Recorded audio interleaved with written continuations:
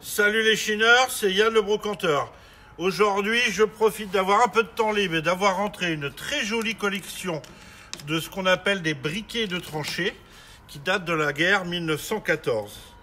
En 1914 jusqu'à 1918, nos soldats avaient beaucoup de temps à passer dans les tranchées et ils utilisaient tout ce qu'ils avaient sous la main, principalement des douilles en cuivre, d'obus, de cartouches et tout, pour fabriquer des objets pour ramener à la maison et passer le temps.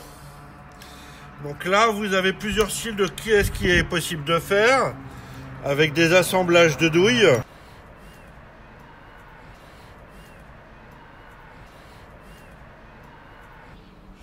Des assemblages aussi divers, comme là vous avez une pièce de monnaie avec Napoléon III dessus qui a été recollé.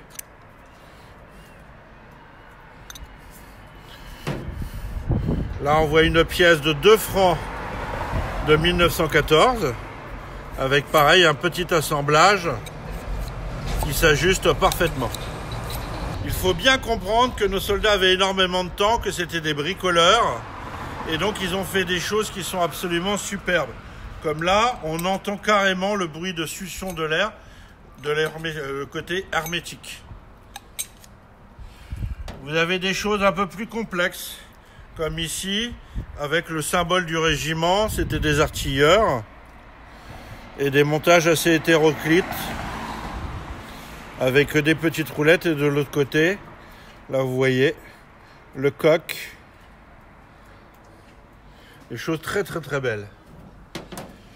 Il y a des choses aussi que j'aime beaucoup, c'est l'utilisation des douilles. Comme là on voit, il a utilisé une douille, une petite ogive qu'ils ont transformée et là ils avaient même fait un pas de vis qu'on peut voir ici. C'est vraiment du travail de précision, c'est impressionnant, tout est encore fonctionnel, ça fait plus de 110 ans. Parfois, on a des vraies petites merveilles, notamment en termes de gravure, ce qui nous permet de dater l'objet. Comme ici, on voit que ça a été fait en 1915. On voit que c'est un souvenir, ce qu'il l'a gravé.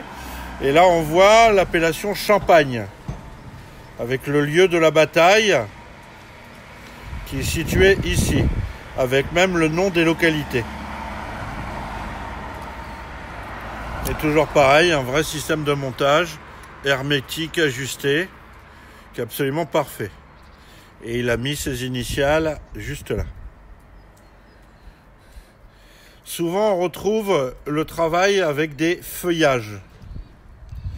On peut l'avoir sur des briquets de cette façon-là, mais on peut l'avoir aussi sur des obus. Là, on voit du travail d'ogive avec différentes munitions utilisées. Notamment celle-là qui a été creusée dans l'ogive. Des fois, il faisait même des petites fioritures, comme là, on a une pièce en argent de Napoléon III qui a été insérée au montage du briquet. Là, la partie avec l'amadou, où on remplissait de pétrole, et la partie dessus, hop, avec l'allumage et la mèche.